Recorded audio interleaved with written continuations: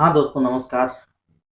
पिछली क्लास में हम लोगों ने रासायनिक अभिक्रिया, रासायनिक समीकरण, योगात्मक अभिक्रिया, वियोजन अभिक्रिया, ऊष्माक्षेपी अभिक्रिया, ऊष्माशोषी अभिक्रिया पढ़ लिए थे। आज हम लोग स्टार्ट करेंगे विस्थापन अभिक्रिया। विस्थापन अभिक्रिया किसे कहते हैं? देखिए साथ में हम लोग लिखते भी चलते हैं। विस्थापन अभिक्रिया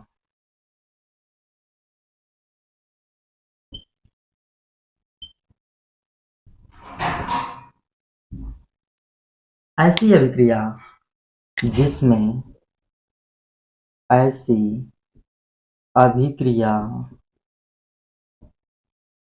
जिसमें अधिक क्रियाशील तत्व, जिसमें अधिक क्रियाशील तत्व अपने से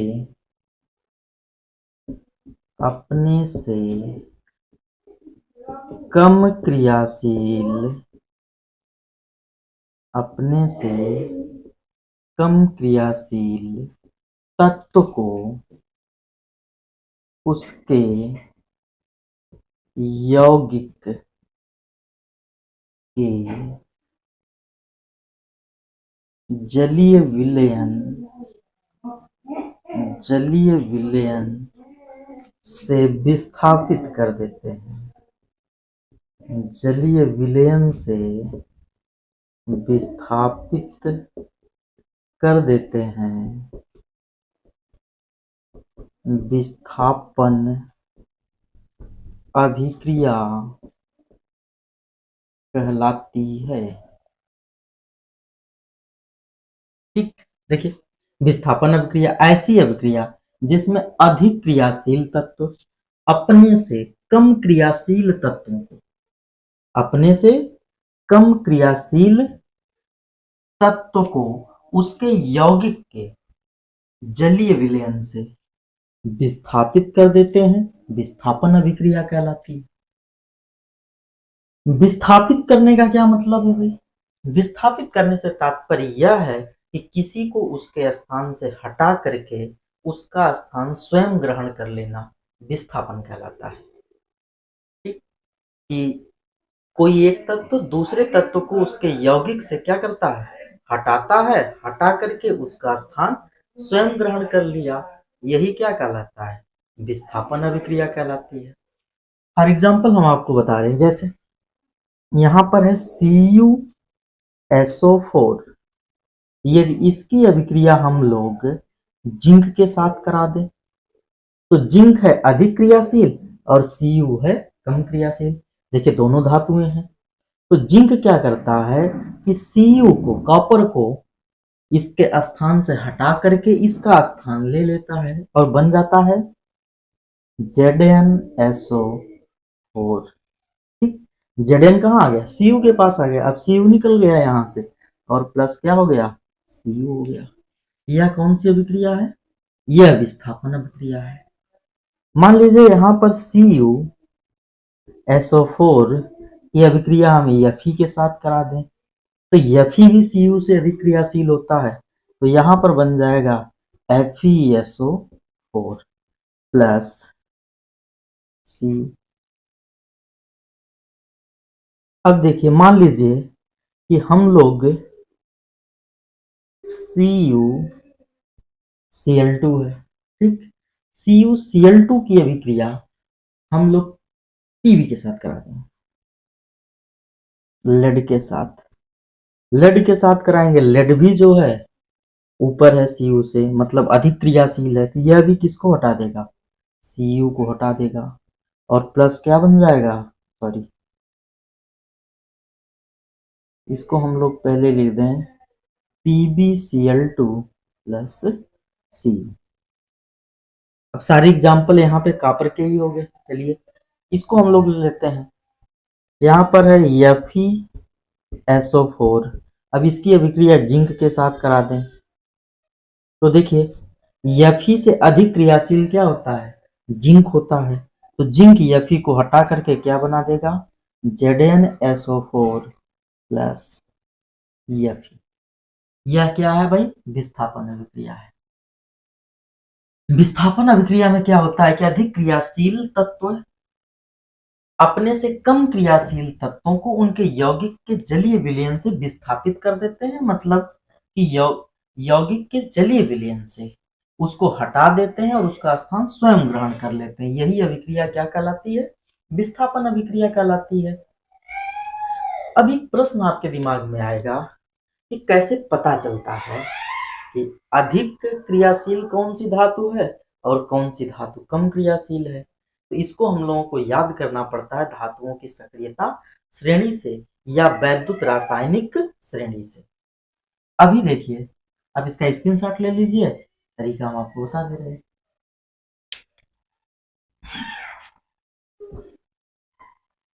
देखिए, धातुओं की सक्रियता श्रेणी, हम लोगों को क्या जानना है?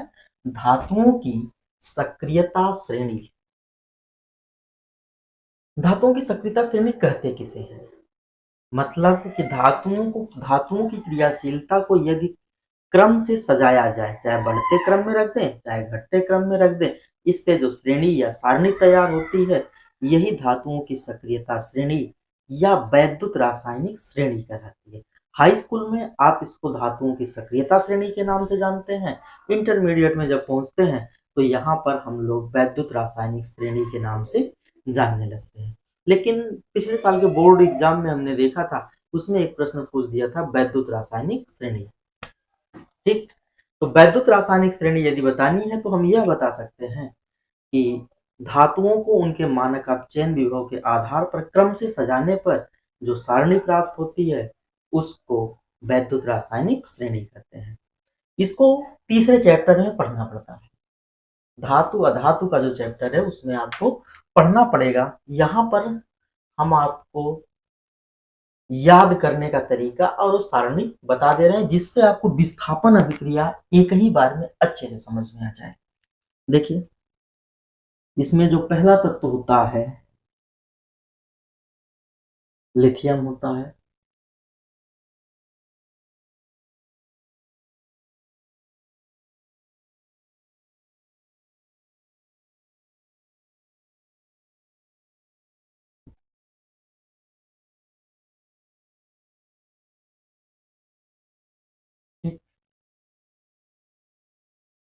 इसको मिटा इसलिए नहीं रहे कि इस एग्जाम्पल को भी हम लोग इस पे सेट करके देख लेंगे कितना।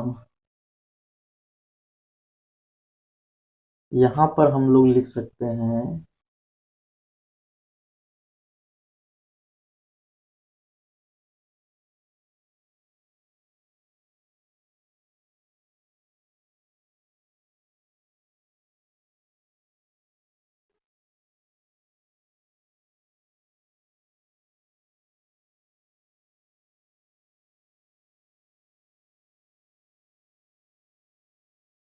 यह है धातुओं की सक्रियता श्रेणी। इसको आपको याद करना पड़ेगा कि कौन ऊपर है कौन नीचे, इसी क्रम में याद करना पड़ता है बेटा। तो इस क्रम में याद करने के लिए एक ट्रिक हम आपको बताते हैं। इस ट्रिक से आप लोग याद करेंगे तो आपको एकदम आसान हो जाएगा, याद हो जाएगा। और यह ट्रिक आप 10th में याद कर लेंगे तो जाकर के 12th में भी काम करेगी। 12th में भी इस सारणी को याद ही करना पड़ता है। हाई स्कूल में थोड़ी सी छोटी है, आप अपनी किताब में देखेंगे तो हो सकता है कि सारे तत्वों के नाम ना लिखे हों, लेकिन इंटरमीडिएट में सारे तत्वों के नाम लिखे हुए होते हैं। तो आप इसको इसी समय याद कर लो, ज़्यादा बेहतर रहेगा, कंफ्यूजन भी कम होगी। देखिए, जैसे इसको याद करना है, चाहे हम ऐसे लिथियम पोटेशियम बेरियम ऐसे याद करें, ऐसे याद करना थोड़ा सा मुश्किल हो जाएगा क्योंकि क्रम इसका उल्टा पुल्टा है। तो देखिए, याद करने की जो ट्रिक है, यल आई को हम लिखें अगर हिंदी में तो ली लिख सकते हैं। के से क बनेगा, बी ए से बा बनेगा, एस आर से सर बनेगा, सी ए से का बनेगा, एन ए से ना बनेगा, यम जी से मग बनेगा, ए एल से अल बनेगा, एम एन से मन बनेगा, जेड एन से जन बनेगा, सी आर से कर बन जाएगा। ठीक, उसके बाद यफ ई से फी बन जाएगा, CD से कड बन जाएगा, CO से को बन जाएगा, NI से नी बन जाएगा, SN से सन बन जाएगा, PB से पब बन जाएगा। और ये हाइड्रोजन को आधार मान करके बनाई गई है, इसलिए हम लोग हाइड्रोजन को हाइड्रोजन ही रहने देते हैं। CU से कु बन जाएगा, HG से हग बन जाएगा, AG से अग बन जाएगा, PT से पट बन जाएगा, AU से आउ बन जाएगा। अब याद करने के लिए टोन हम लोग इसको दे देते हैं। जैसे इन दोनों को हम लोग मिला करके पढ़ें तो लिक बन जाएगा। इसको क्या पढ़ सकते हैं? लिक पढ़ सकते हैं, इतना तो दिख जाएगा लिक। इसको अगर मिला करके पढ़ें तो बासर बन जाएगा। इन दोनों को मिला दें तो काना बन जाएगा। मग और अल को मिला दें तो मगाल बन जाएगा। मन और जन को मिला दें तो मंजन बन जाएगा। और CR को अकेला रहने देते हैं तो क्या हो जाएगा? लिक बासर काना मगाल मंजन कर। इधर इन दोनों को मिला दें तो फीकट बन जाएगा। इन दोनों को मिला दें तो कोनी बन जाएगा। इन दोनों को मिला दें तो सनपब बन जाएगा। ठीक, H को आधार मान करके बनाया गया है तो H को H ही रहने देते हैं। और इन दोनों को मिला दें तो कुहग बन जाएगा। कुहग, इसको सिंगल रहने देते हैं, अग बन जाएगा।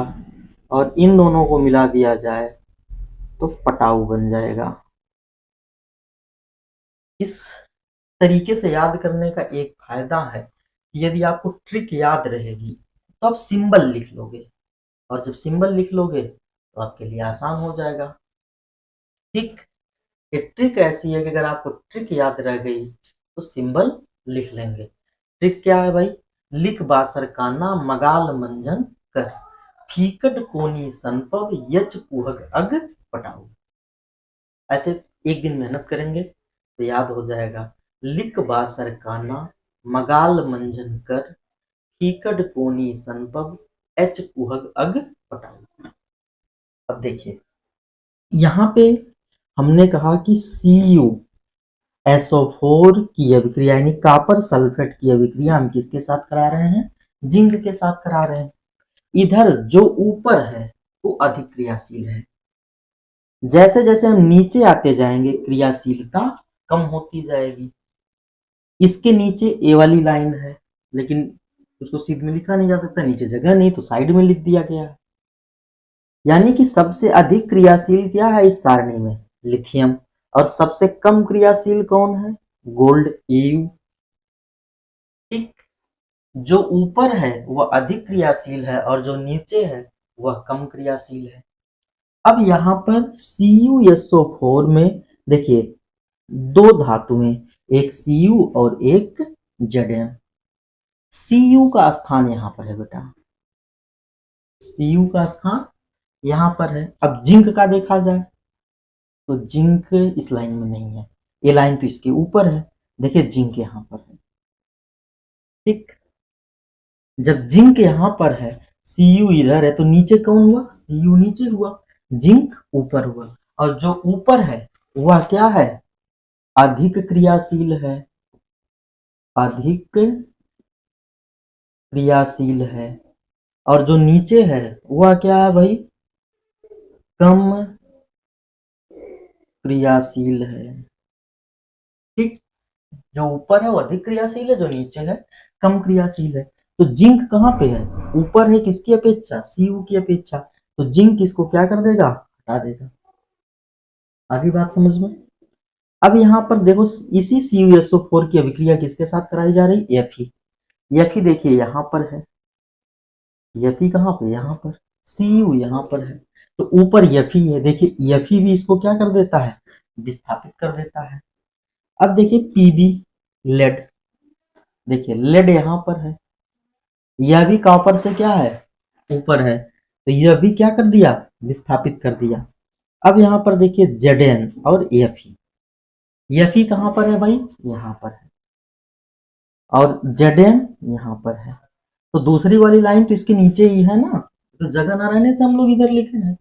तो Zn क्या हुआ, ऊपर हुआ किसकी अपेक्षा, Fe की अपेक्षा। तो देखिए Zn अधिक क्रियाशील है, जो Fe को क्या कर दे रहा है, विस्थापित कर दे रहा है। अब एक प्रश्न यह आता है कि जो अधिक क्रियाशील है वह तो विस्थापित कर दे रहा है, लेकिन कहीं पर ऐसी अभिक्रिया हो जैसे इस प्रकार से, यहाँ पर हम लोगों ने लिखा ZnSO4,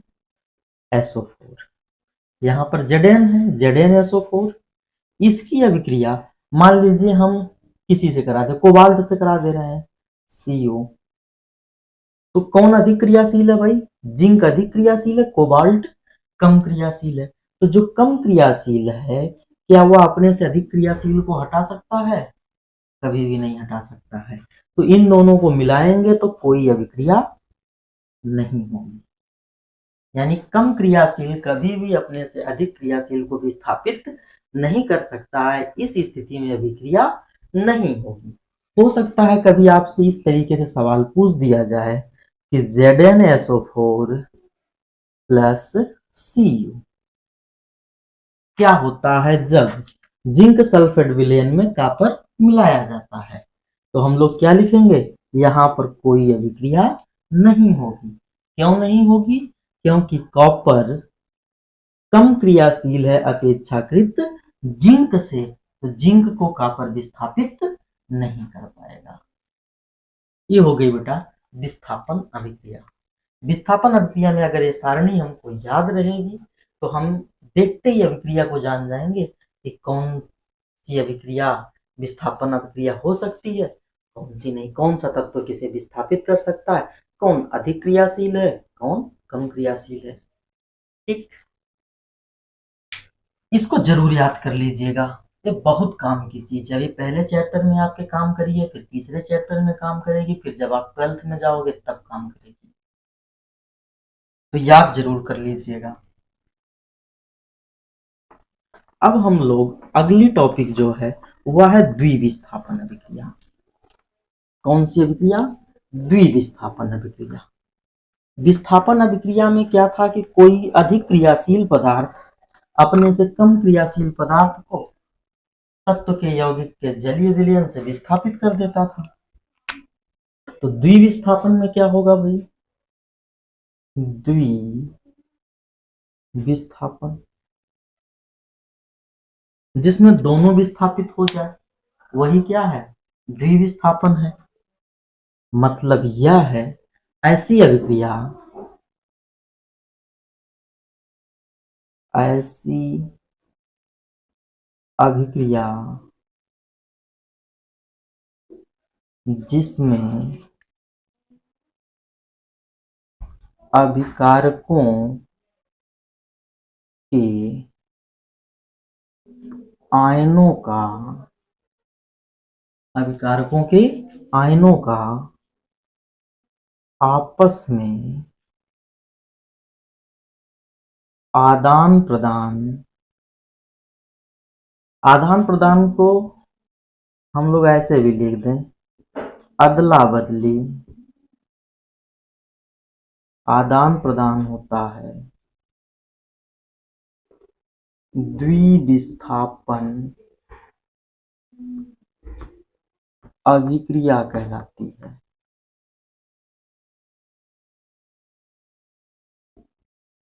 द्विविस्थापन अभिक्रिया मतलब ऐसी अभिक्रिया जिसमें अभिकारकों के आयनों का आपस में आदान प्रदान होता है, उसे ही हम लोग क्या कहते हैं, द्विविस्थापन अभिक्रिया। मतलब कि आयनों की अदला बदली होती है। ठीक, अगर इसमें ये शब्द नहीं समझ में आ रहा है अभिकारकों, इसको भी समझा दे रहे हैं। जैसे मान लीजिए हम लोग एक अभिक्रिया लिखते हैं Na2SO4 प्लस BaCl2, यह अभिक्रिया। इस जो तीर का निशान होता है इसको अभिक्रिया कहते हैं। इसके पहले जो भी तत्व यौगिक लिखे होते हैं उन्हें अभिकारक कहा जाता है, और इस रिएक्शन का जो चिन्ह है इसके बाद जो भी कुछ तत्व यौगिक लिखे होते हैं उन्हें उत्पाद कहा जाता है। तो इन्हीं के आयनों की अदला बदली होती है। 9th में आप आयन के बारे में पढ़े हुए हैं कि जैसे Na2SO4 सोडियम सल्फेट किससे मिलकर के बना है? सोडियम और सल्फेट से मिलकर के बना है। इसमें दो आयन है बेटा, एक Na प्लस कितनी बार है? 2 बार है, और दूसरा है SO4 माइनस। इसमें Ba डबल प्लस और 2Cl माइनस, मतलब Cl जो है इस पे एक माइनस चार्ज होता है तो इसकी क्वांटिटी, इसकी मात्रा 2 है। तो देखिए यहां पर प्लस चार्ज, इधर माइनस चार्ज, ये दोनों अलग अलग यौगिकों के हैं। और डिफिनीशन में क्या बताया जा रहा है? ऐसी अभिक्रिया जिसमें अभिकारकों का मतलब तीर के निशान के पहले जो लिखा हुआ है कि आयनों का आपस में आदान प्रदान या अदला बदली, आदान प्रदान या अदला बदली, मतलब कि जैसे मान लीजिए कि पॉजिटिव इधर रहे और पॉजिटिव इसका इधर रहे, लेकिन निगेटिव आपस में क्या कर लें? बदल लें। तो यही क्या हो गया? अदला बदली हो गया। आदान प्रदान या अदला बदली होता है, द्विविस्थापन अभिक्रिया कहलाती है। जैसे हम मान लेते हैं सोडियम को यहीं पर रहने देते हैं, सोडियम,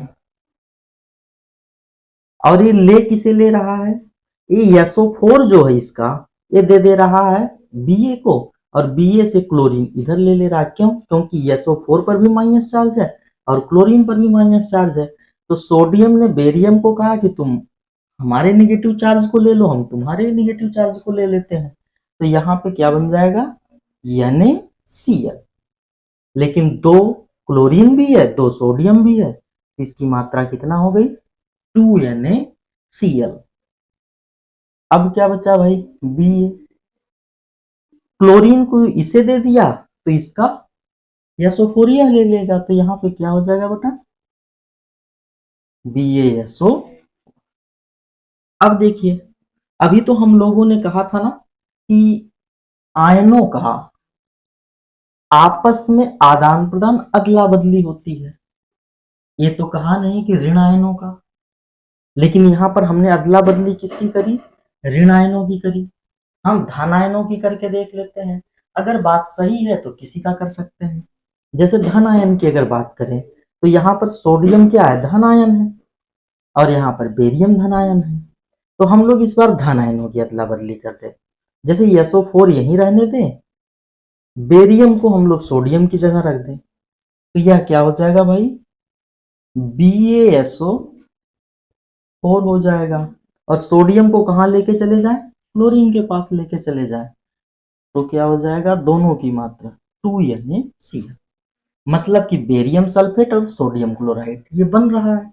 यहाँ पर भी तो वही बना, सोडियम क्लोराइड और बेरियम सल्फेट, दोनों तो समान ही बना। यानी हम चाहे धनायनों की अदला बदली कर लें चाहे ऋणायनों की अदला बदली कर लें, फर्क पड़ने वाला नहीं।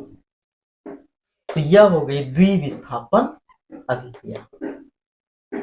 द्विविस्थापन अभिक्रिया में होता यह है कि ऐसी अभिक्रिया जिसमें अभिकारकों के आयनों की आपस में अदला बदली या आदान प्रदान हो जाए, यही अभिक्रिया क्या कहलाती है?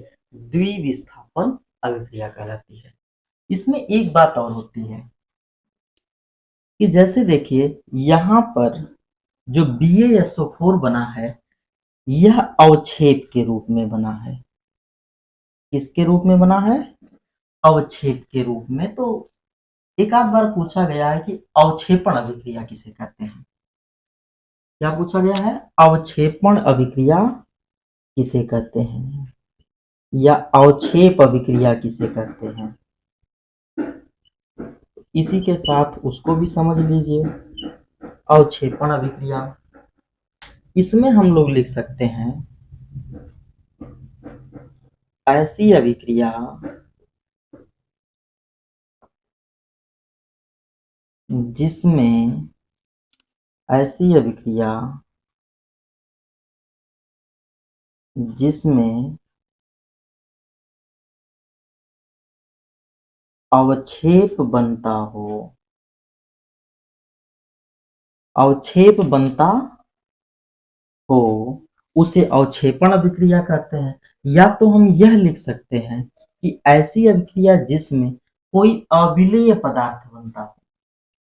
ठीक, अवक्षेप का मतलब क्या होता है? अविलेय पदार्थ। अवक्षेप का मतलब अविलेय पदार्थ। ऐसी अभिक्रिया जिसमें अवक्षेप बनता हो अवक्षेपण अभिक्रिया कहलाती है। अवक्षेपण अभिक्रिया कहलाती है। हो गया।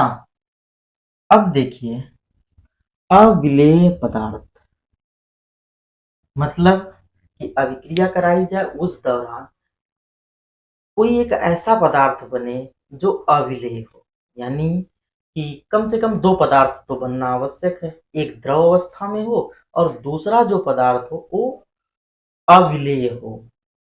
ठीक, अविलेय प्रायः ठोस अवस्था में होगा या फिर सेमी सॉलिड हो सकता है, लेकिन क्या हो, अविलेय हो, वह द्रव में घुले नहीं। जैसे अविलेय पदार्थ यदि कोई होगा तो वह परख नली में हमने अभिक्रिया कराई और यहाँ पर जो उत्पाद बना वह किस अवस्था में है? द्रव अवस्था में है। यदि अविलेय पदार्थ जो बनेगा वह भारी होगा, जो यहाँ पर द्रव है उससे यदि भारी होगा तो वह अविलेय पदार्थ नीचे तली में बैठ जाएगा। यदि जो है ऐसा ना हो, ऐसा भी हो सकता है कि जो ठोस पदार्थ बना हुआ है या सेमी सॉलिड बना हुआ है वह इस द्रव की अपेक्षा हल्का हो। जब वह हल्का होगा तो वह ऊपर क्या करेगा? तैरने लगेगा। चाहे वो तली में बैठ जाए चाहे वो ऊपर तैरता हो, दोनों को क्या कहेंगे? अवक्षेप ही कहेंगे। आगे बात समझ में। ऐसी अभिक्रिया जिसमें अवक्षेप बनता हो अवक्षेपण अभिक्रिया कहलाती है। अवक्षेप किसे कहते हैं? अविलेय पदार्थ को अवक्षेप कहते हैं। यदि अवक्षेप जो बना हुआ है यह द्रव से हल्का है तो ऊपर तैरेगा, यदि द्रव से भारी है तो वह तली में बैठ जाएगा।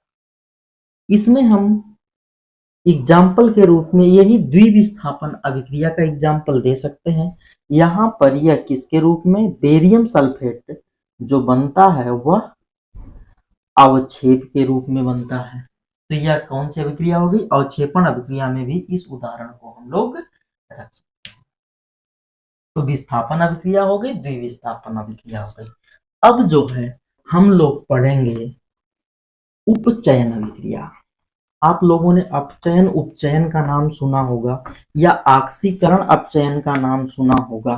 तो आज हम लोग जानेंगे अपचयन अभिक्रिया किसे कहते हैं और उपचयन अभिक्रिया किसे कहते हैं। देखिए यहां पर हम लोग लिख दें उपचयन। उपचयन अभिक्रिया, इसी उपचयन का दूसरा नाम है आक्सीकरण। आक्सीकरण अभिक्रिया। ठीक, उपचयन अभिक्रिया या आक्सीकरण अभिक्रिया, इसको हम लोग इंग्लिश में ऑक्सीडेशन भी कहते हैं भाई, ऑक्सीडेशन। इसकी परिभाषा हम लोग इस तरीके से लिख सकते हैं, ऐसी अभिक्रिया, ऐसी अभिक्रिया जिसमें ऑक्सीजन, जिसमें ऑक्सीजन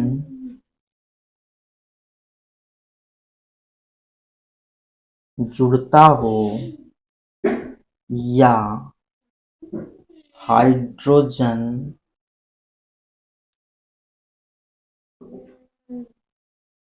हाइड्रोजन निकलता हो, ऐसी अभिक्रिया जिसमें ऑक्सीजन जुड़ता हो या हाइड्रोजन निकलता हो, उपचयन या ऑक्सीकरण अभिक्रिया कहलाती है। देखिए प्राय भूलने वाली टॉपिक होती है, इसलिए इसको आप ध्यान से देख लीजिएगा। उपचयन, उपचयन का दूसरा नाम क्या है? ऑक्सीकरण। ऑक्सीकरण कौन सी क्रिया है? कोई ऐसी अभिक्रिया जिसमें ऑक्सीजन क्या करता हो? जुड़ता हो। कौन जुड़ता हो भाई? ऑक्सीजन जुड़ता हो या हाइड्रोजन क्या करता हो? निकलता हो। ऑक्सीजन जुड़ता हो या हाइड्रोजन निकलता हो, इसी अभिक्रिया को हम लोग क्या कहेंगे? उपचयन या ऑक्सीकरण अभिक्रिया। जिसमें ऑक्सीजन जुड़े वही क्या है? उपचयन या ऑक्सीकरण है। देखिए जैसे हम एक एग्जाम्पल के रूप में देखते हैं, सी या क्या है भाई? कॉपर है। इसकी ऑक्सीजन के साथ क्रिया कराने पर यह बना लेता है कॉपर ऑक्साइड बना लेता है। अब देखिए यहाँ पर ऑक्सीजन 2 है, संतुलित करने के लिए हमने 2 से गुणा कर दिया और कॉपर 2 हो गई, तो यहाँ पर भी हमने 2 से गुणा कर दिया। देखिए बेटा यहाँ पर कॉपर जो है एक ही है ना, जब हम लोग अभिक्रिया के बाद देख रहे हैं कॉपर अकेला है। जब हम अभिक्रिया के बाद इस चिन्ह के बाद जहां से परिवर्तन हो जाता है देखें तो यहाँ पर ऑक्सीजन जुड़ गया है, और ऑक्सीजन अगर जुड़ गया तो इसका मतलब ऑक्सीजन का जुड़ना कौन सी अभिक्रिया कहलाती है? उपचयन अभिक्रिया कहलाती है, ठीक, या ऑक्सीकरण अभिक्रिया कहलाती है। तो यहाँ पर क्या हो रहा है? ऑक्सीकरण हो रहा है, ठीक। देखिए जितनी दहन अभिक्रियाएं होती हैं वो सब ऑक्सीकरण अभिक्रियाएं होती हैं। जैसे हमने यहाँ पर कोयला ले लिया या कार्बन ले लिया, जब इसको हम ऑक्सीजन की उपस्थिति में जलाते हैं तो यहाँ पर क्या बन जाता है बेटा? CO2, carbon dioxide. देखिए यहाँ पर कार्बन अकेले था, जबकि अभिक्रिया के बाद यह क्या हो गया? ऑक्सीजन के साथ जुड़ गया, और ऑक्सीजन का जुड़ना क्या कहलाता है? ऑक्सीकरण कहलाता है या उपचयन कहलाता है। जैसे मान लीजिए मेथेन CH4, जो मेथेन है इसका दहन कर दें यानी इसको जला दें, तो ऑक्सीजन की उपस्थिति में जब हम इसको जलाते हैं तो यह ऑक्सीजन कार्बन के साथ मिलकर के कार्बन डाइऑक्साइड बना दिया। हाइड्रोजन के साथ मिला तो जल बना दिया। समीकरण को संतुलित करने के लिए हम लोग क्या करेंगे?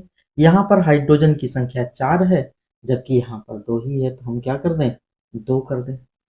अब देखिए कार्बन तो एक ही है, ऑक्सीजन यहाँ पर 2 है, यहाँ पर ऑक्सीजन 2 है और 2 का गुणा इसमें हो गया, तो ऑक्सीजन कितनी हो गई? 4 हो गई। तो यहाँ पर हम 2 का गुणा कर देंगे तो 2 दूना 4 हो जाएगा। तो यह कौन सी अभिक्रिया हो गई भाई? यहाँ पे देखिए कार्बन के साथ क्या था? हाइड्रोजन, और यहाँ पर जब हम जाएंगे तो क्या हाइड्रोजन है? नहीं है। तो यहाँ पर एक दूसरी बात भी सत्य हो गई कि हाइड्रोजन का निकलना यह भी क्या कहलाता है? उपचयन या ऑक्सीकरण अभिक्रिया। अब देख रहे हैं यहाँ पे कार्बन के साथ ऑक्सीजन तो नहीं था, लेकिन यहाँ पर ऑक्सीजन भी आ गया है, तो यहाँ पर ये भी बात सही हो गई कि भाई ऑक्सीजन जुड़ रहा है, तो कौन सी अभिक्रिया हो गई? उपचयन या ऑक्सीकरण अभिक्रिया। तो यहाँ पर हम लोग उपचयन या ऑक्सीकरण अभिक्रिया समझे हैं। इसमें केवल 2 बात याद रखनी है, ऑक्सीजन का जुड़ना या हाइड्रोजन का निकलना क्या कहलाता है? ऑक्सीकरण अभिक्रिया कहलाती है। अब आगे बात समझ में ना? चलिए कोई प्रॉब्लम होगी तो कमेंट करिएगा। अब इसके बाद ऑक्सीकरण के बाद अपचयन अभिक्रिया। ऑक्सीकरण के बाद हम लोग पढ़ेंगे अपचयन अभिक्रिया, रिडक्शन। देखिए यहां पर भाई अपचयन अभिक्रिया,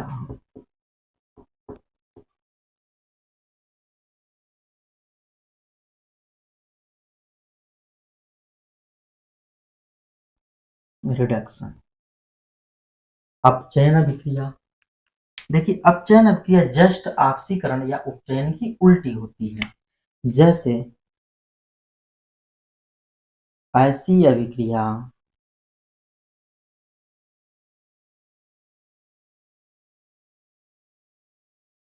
जिसमें, उसमें क्या हो रहा था भाई, ऑक्सीजन जो है जुड़ रहा था, तो इसमें क्या होगा, निकलेगा। ऐसी अभिक्रिया जिसमें ऑक्सीजन निकलता हो या हाइड्रोजन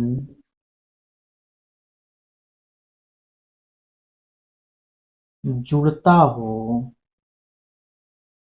अपचयन अभिक्रिया कहलाती है। अपचयन अभिक्रिया कहलाती है।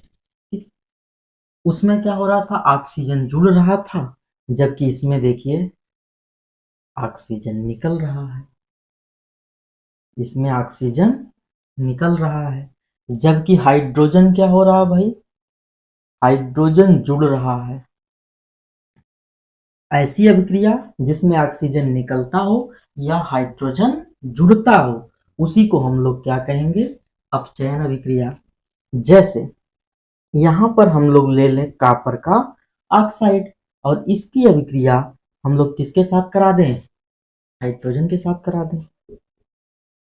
हाइड्रोजन के साथ हमने कराया तो देखिए यहाँ पे Cu ऑक्सीजन के साथ था, जैसे हाइड्रोजन के साथ अभिक्रिया कराएंगे, हाइड्रोजन और ऑक्सीजन मिलकर के जल का निर्माण कर देंगे और Cu बच जाएगा अकेले, H2O।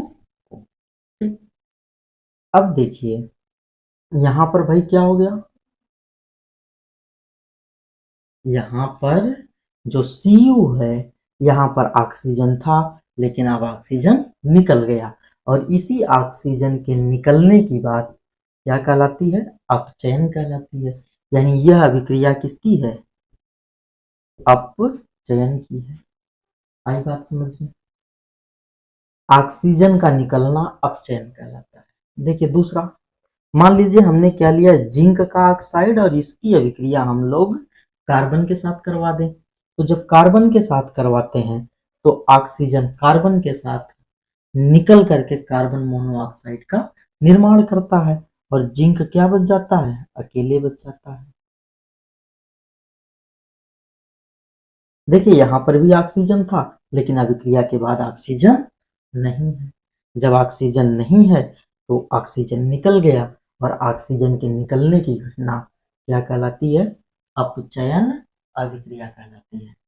आगे बात समझ में। अब देखिए ऑक्सीकरण अपचयन तो हो गया, लेकिन इसी के साथ एक अभिक्रिया आती है, रेडॉक्स अभिक्रिया। इसको भी हम समझ लेते हैं। इस चैप्टर की ये लास्ट रिएक्शन है या लास्ट प्रकार है। देखिए अपचयन अभिक्रिया को हम लोग इंग्लिश में क्या कहते हैं भाई, रिडक्शन कहते हैं, और वहीं पर उपचयन, उपचयन अभिक्रिया को हम लोग ऑक्सीडेशन कहते हैं। ठीक, अपचयन अभिक्रिया को रिडक्शन, और उपचयन जिसका दूसरा नाम क्या है भाई, ऑक्सीकरण अभिक्रिया, इसको हम लोग ऑक्सीडेशन कहते हैं। रिडक्शन से रेड काट लिया गया, और उपचयन ऑक्सीडेशन से OX काट दिया गया। तो यहाँ पर अगर हम जोड़ दें तो इसका रेड और ऑक्सीडेशन का OX तो बराबर क्या हो जाएगा, रेडॉक्स। कौन सी अभिक्रिया, रेडॉक्स अभिक्रिया। तो इसको हम लोग नाम देते हैं रेडॉक्स। रेडॉक्स कैसी अभिक्रिया है, जिसमें रिडक्शन भी हो रहा हो और ऑक्सीडेशन भी हो रहा हो, उसी को हम लोग क्या करते हैं, रेडॉक्स अभिक्रिया। अब रेडॉक्स अभिक्रिया एक छोटा नाम है, इसका बड़ा नाम क्या होगा, इसका बड़ा नाम होगा ऑक्सीकरण, या यहाँ पर हम उपचयन भी लिख सकते हैं। चलिए, अब सारी किताबों में उपचयन लिखा हुआ आता है तो हम उपचयन ही लिख देते हैं। उपचयन, अपचयन अभिक्रिया। कौन सी अभिक्रिया भाई, उपचयन अपचयन अभिक्रिया। या इसको शॉर्ट में हम लोग लिखें तो क्या लिख सकते हैं, रेडॉक्स अभिक्रिया। ठीक है, उपचयन अपचयन अभिक्रिया या रेडॉक्स अभिक्रिया। ठीक, देखिए अगर इसकी परिभाषा हम लोगों को लिखना है तो आसान है, हम लोग ऐसे लिख सकते हैं, ऐसी अभिक्रिया जिसमें उपचयन तथा अपचयन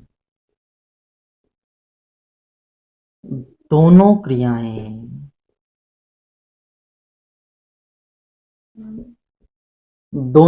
होती हों या साथ साथ होती हों। ठीक, दोनों बात हम लोग लिख सकते हैं। ऐसी अभिक्रिया जिसमें उपचयन तथा अपचयन दोनों क्रियाएं साथ साथ होती हैं रेडॉक्स अभिक्रिया कहलाती है। रेडॉक्स अभिक्रिया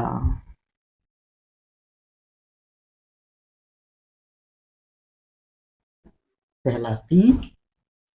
अगली बात समझ में। अब इसका एग्जाम्पल हम लोग देख लेते हैं। जैसे एग्जाम्पल में सबसे पहला हम लोग क्या देखे थे, CuO प्लस H2 रिएक्शन करके क्या बनता था, Cu प्लस H2O। ठीक, Cu कॉपर, इसके साथ ऑक्सीजन था, लेकिन अभिक्रिया के बाद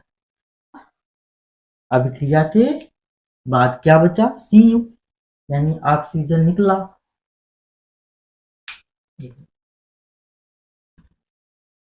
देखिए यहां पर जो है Cu के साथ क्या था, कॉपर के साथ ऑक्सीजन था, जबकि अभिक्रिया के बाद ऑक्सीजन नहीं है। जब अभिक्रिया के बाद ऑक्सीजन नहीं है तो ऑक्सीजन निकलना क्या कहलाता था, अपचयन। ऑक्सीजन का निकलना क्या कहलाता था, अपचयन। अब देखिए हाइड्रोजन के साथ ऑक्सीजन नहीं है ना, लेकिन अभिक्रिया के बाद यहाँ पर ऑक्सीजन आ गया। जब ऑक्सीजन आ गया तो यह क्या कहलाएगा, ऑक्सी, या इसका दूसरा नाम क्या है, उपचयन। ठीक, अभिक्रिया एक ही है, लेकिन इसी में आप देखिए एक यौगिक ऐसा है जिसमें से ऑक्सीजन निकल रहा है, तो यह क्या हो गया, अपचयन हो गया। दूसरा तत्व है जो इसमें ऑक्सीजन जुड़ के यौगिक बना ले रहा है, तो यह क्या हो गया, उपचयन हो गया। यानी अपचयन और उपचयन दोनों क्रियाएं साथ साथ हो रही हैं, इसलिए इस अभिक्रिया को हम लोग क्या कहेंगे, रेडॉक्स अभिक्रिया या ऑक्सीकरण उपचयन अभिक्रिया, अपचयन अभिक्रिया या अपचयन उपचयन अभिक्रिया। ठीक, अभी देखिए एक और एग्जाम्पल की बात हम कर लेते हैं। दूसरा एग्जाम्पल इसके पहले हमने लिखा था, यहाँ पर ZnO plus C। ZnO plus C। Reaction करके यह बना रहा है Zn प्लस CO। ठीक, अब देखिए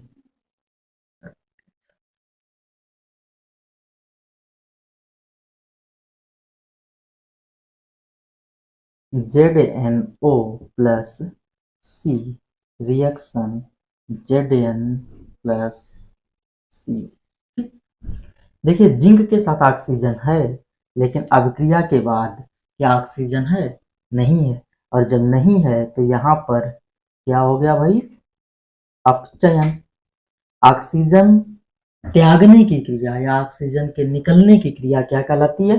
अपचयन। वहीं पर कार्बन के साथ देखिए ऑक्सीजन नहीं है, जबकि यहाँ पर ऑक्सीजन आ गया।